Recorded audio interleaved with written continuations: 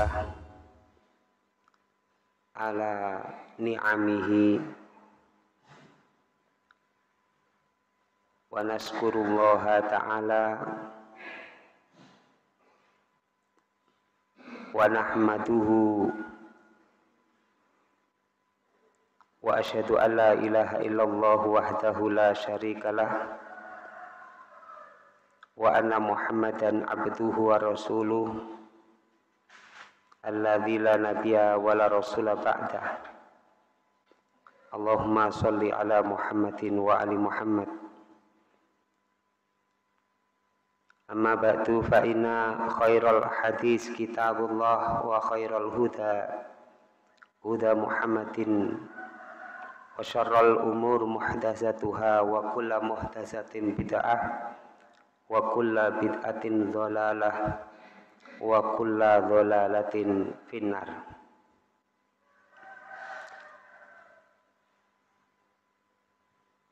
Segenap muslimin rahimakumullah, mari kita mempelajari hadis-hadis Nabi sallallahu alaihi wasallam di dalam kitab Fikih Bulughul Maram, hadis nomor 2.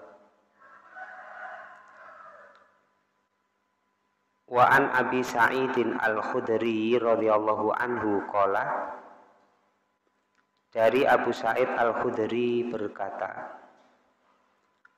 qala Rasulullah sallallahu alaihi wasallam, telah bersabda Rasulullah SAW, innal ma'a tahurun, sesungguhnya air itu tahurun, pembersih, penyuci, la yunajjisuhu, tidak akan menajiskannya, tidak ada yang menajiskannya, syai'un, sesuatu pun. Artinya tidak ada sesuatu yang membuat air itu menjadi najis. Akhrajahu salasatu wa sahahahu Ahmad. Imam 3 telah mengeluarkan hadis ini dan menurut Imam Ahmad hadis ini sahih. Sehingga derajatnya hadis ini menurut para ulama ahli hadis al-hadisus sahih. Hadis ini sahih. Bahkan terkenal sebutannya dengan hadis bi'r bidho'ah, hadis tentang sumur bidho'ah. Lah ini ada sebab-sebabnya. Kalau di dalam Al-Quran itu ada sababun nuzul. Kalau hadis Nabi SAW ada sebab-sebabnya, itu adalah sababul urut. Jadi ada sebab-sebab urut. Jadi kalau Quran itu ada kejadian-kejadian tertentu, kemudian turunlah ayat. Nah, kemudian ada kejadian-kejadian tertentu, Rasulullah SAW menerangkan, tidak turun ayat tapi Rasulullah menerangkan.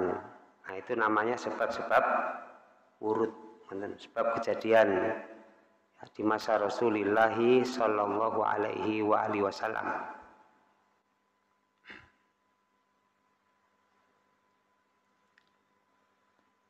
Di dalam hadis ini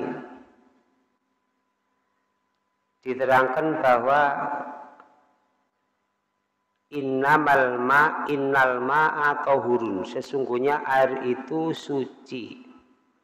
Tidak ada sesuatu pun yang membuat air itu menjadi najis.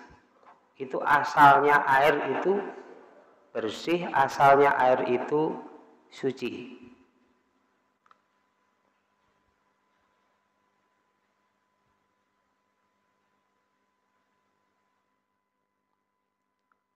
Nah, tadi diterangkan bahwa asalnya ini atau disebut juga hadis ini hadis bi'r bidho'ah.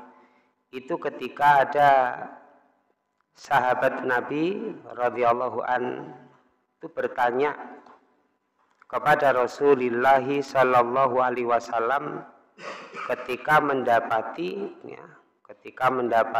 di satu tempat perjalanan itu ada sumur, namanya sumur Bidoah. Di dalam sumur Bidoah itu ada bekas-bekas sesuatu yang dipandang itu tidak layak. Jadi di situ ada bekas-bekas, alat yang digunakan oleh perempuan untuk membersihkan, ya, bekas-bekas napa kalau dulu kain ngoten nggih, semerap nggih maksudnya. Kemudian ada bangkai anjing juga di dalam sumur itu ada. Kemudian ada sesuatu yang dipandang kotor masuk di sana itu. Maka para sahabat ini bertanya kepada Rasulullah SAW, apakah kami boleh menjadikan air ini untuk kita gunakan wudhu? Apakah kita akan berwudhu dengan air yang di dalamnya itu ada bekas-bekas kotoran, ya Rasulullah?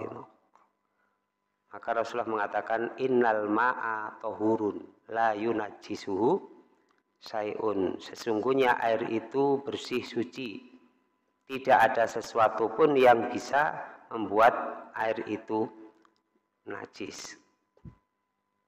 Nah, itu menunjukkan bahwa asal air itu, ya, tahur, asal air itu bersih suci, dan kadar airnya itu melebihi dari batas untuk bisa digunakan bersuci.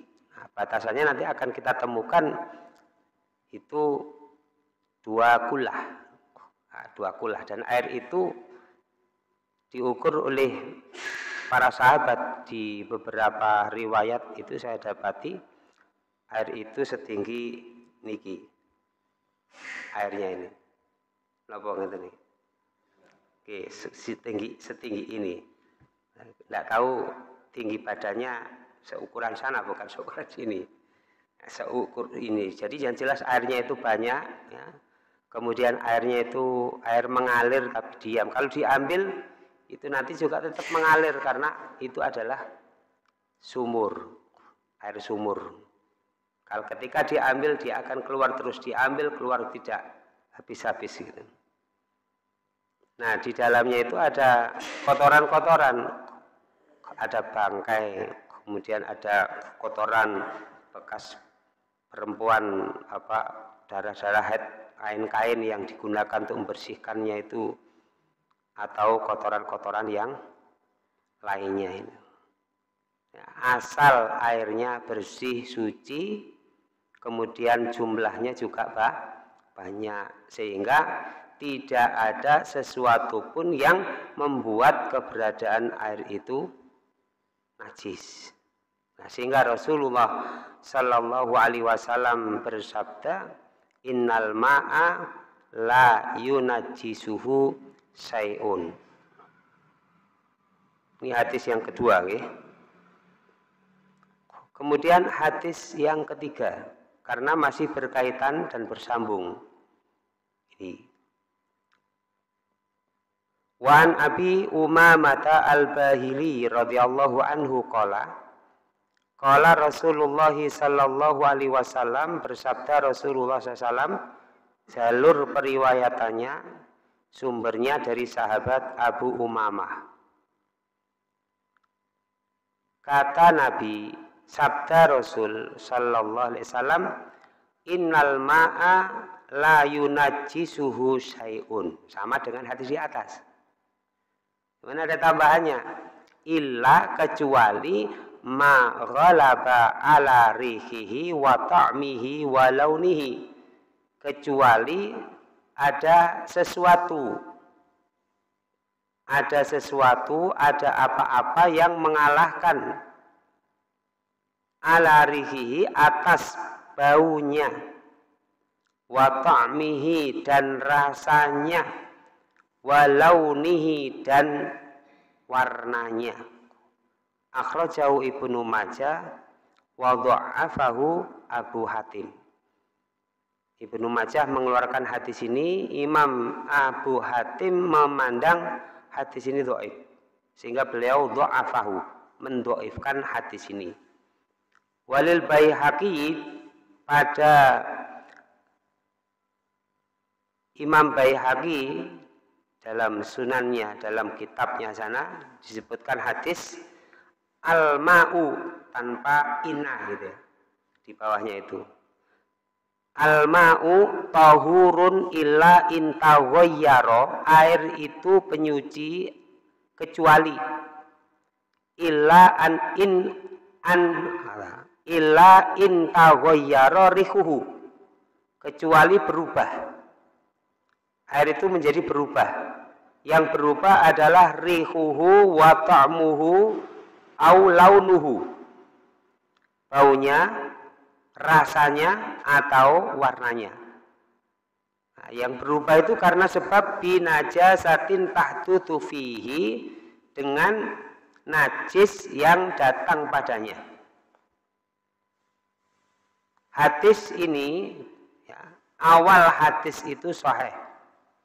Kemudian di pertengahan hadis yang berbunyi illa in taghayyara tadi, itu hadisnya adalah ziyadah, tambahan, dan itu menurut Imam Abu Hatim itu adalah dhaif. Sehingga para ulama ahli hadis itu sebenarnya mereka bersepakat, para ulama itu bersepakat tentang kedhaifan hadis ini.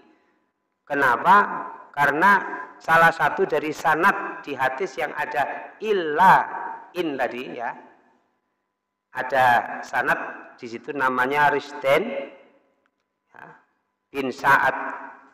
Ini dipandang oleh para ulama ahli hadis, beliau ini ada matruk, nah, ditinggalkan karena ada sebab-sebab apa yang membuat tidak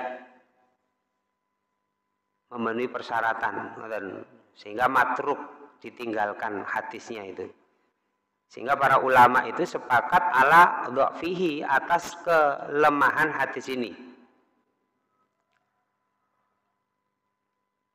Nah, tetapi jamaah sekalian, perlu kita ketahui hadis yang secara sanadnya itu dhaif belum tentu tidak bisa dijadikan hujah dalam persoalan-persoalan tertentu. Bisa jadi secara sanad itu adalah dhaif, tetapi isi dari hadis itu tidak bertentangan dengan yang dimaksud dan bisa diambil pelajaran, lalu ada syawahidnya, saksi-saksi dari hadis yang lainnya itu, maka hadis itu bisa dijadikan sebagai hujah. Nah, para ulama mengatakan, termasuk salah satu imam ya, ulama yang ada di Suud sana ya, itu mengatakan bahwa sahih dhaif fil isnad, dhaif secara sanad, tetapi sahih min haisul makna, sahih secara makna, matannya itu sahih benar, tapi sanadnya dhaif. Nah, kemudian kalau ada syawahidnya, ada penguatnya, termasuk yang berkaitan dengan masalah tadi itu, ada hadis-hadis, tidak hanya ini saja, banyak nanti akan kita temukan dalam kitab-kitab hadis itu. Maka para ulama menjadikan ini sebagai dalil, bukan karena kedhaifannya, bukan karena kelemahannya, tetapi karena keberadaan air itu. Kalau air itu asalnya itu suci, ya, asalnya bersih, dan aksar atau kasir banyak ya air itu, maka tidak ada sesuatu pun yang bisa menjadikan air itu najis. Nah, saged dipahami napa nih? Saged ya. Nah, kecuali kalau air itu ternyata tercampuri dengan sesuatu yang najis. Jadi air itu tercampuri kejatuhan air yang najis, kemudian membuat perubahan di dalam air itu. Baunya berubah. Asalnya tidak ada bau, tapi karena kejatuhan najis sehingga berubah baunya. Kemudian rasanya sudah tidak menurut asalnya. Demikian juga apa bau? Bau, rasa, kemudian warna. Nah, jadi kalau misalnya ada perubahan dari air itu, maka air itu kedudukannya kotor, tidak bisa digunakan untuk bersuci. Makanya diambil pelajaran oleh sebagian ulama, yatulul hadisani ala annal asla fil ma'it thaharah. Dua hadis yang di atas, hadis kedua dan ketiga ini menunjukkan bahwa asalnya itu dalam hal air yang bersih. Nah, kemudian dimutlakkan, ya, dibatasi atau ditetapkan kemutlakannya itu ketika sesuatu yang najis jatuh pada air yang bersih itu. Kalau tidak merubah dari tiga tadi dan tidak berada pada asalnya, maka kalau tidak merubah dan berada pada asal air itu hukumnya tetap suci. Tetapi kalau air itu merubah, maka berubahlah hukumnya. Kalau asalnya tidak berubah, memang baunya tidak enak. Atau musim hujan, warnanya air sungai yang ada selain kita atau air tempat duduk kita karena menggunakan air pancuran misalnya itu. Kemudian berubah warnanya menjadi kuning keruh, rasanya juga berubah, tapi itu adalah aslinya. Nah, aslinya. Maka hukumnya tetap suci karena itu airnya alami gitu. Tapi kalau merubah karena ada sesuatu yang membuat berubah, ini di atas sana ternyata ada kandang sapi. Ada kandang sapi misalnya di sana. Nah, kemudian dijadikan sungai itu dijadikan tempat pembuangan kotoran misalnya. Tidak hanya kotoran binatang, kotoran manusia ternyata banyak di sana. Misal. Kemudian membuat warna itu berubah. Nah, itu sudah hukumnya jelas. Tapi saya tidak katakan bahwa kotoran binatang yang halal untuk disembelih itu najis. Saya tidak katakan najis loh. Ini ikhtilaf para ulama. Saya lebih memilih kotoran binatang yang halal untuk dimakan itu tidak najis. Diperjualbelikan boleh. Sebagian dari saudara-saudara kita tidak ada yang berani menjual barang-barang seperti itu. Padahal saya lebih memilih, tapi nggak kerso, saya lebih memilih bahwa itu tidak najis. Bahkan bisa dijadikan pengobatan di antara salah satu binatang yang halal untuk disembelih itu bisa untuk pengobatan. Dalam hadis riwayat Imam Bukhari nanti akan kita temukan demikian, yaitu kencingnya unta itu kalau dicampur dengan susu itu akan menjadi obat kuat. Di dalam kitab Sahih Bukhari. Itu sebagian ulama berpendapat karena Rasulullah itu memerintah untuk minum air kencing unta, itu menunjukkan bahwa binatang yang halal untuk dimakan, segala sesuatu yang ada pada binatang itu hukumnya juga halal. Sehingga air kencingnya itu dibarat tidak najis. Wallahu a'lam. Insya Allah nanti akan kita temukan dalilnya di dalam kitab Sahih Bukhari ini. Ini agak baru sedikit nih. Nah, kemudian dua hadis ini juga bisa kita ambil pelajaran bahwa ijma' para ulama, ijma'ul ummah itu, bahwa air yang berubah karena najis hukumnya najis. air yang berubah karena asalnya, ya, karena asalnya, maka hukumnya tidak najis. Kalau berubahnya karena asalnya, kalau warnanya tadi yang saya terangkan demikian, baik sedikit ataupun banyak, qalilan kana au kasiron, baik sedikit ataupun banyak.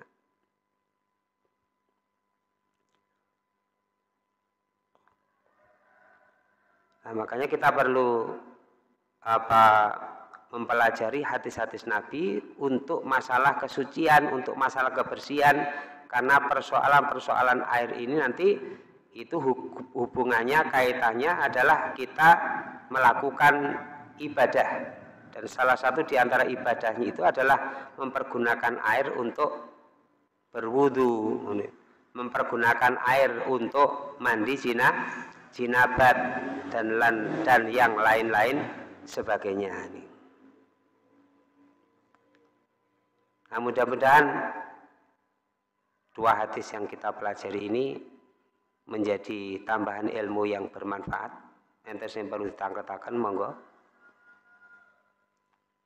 Oke.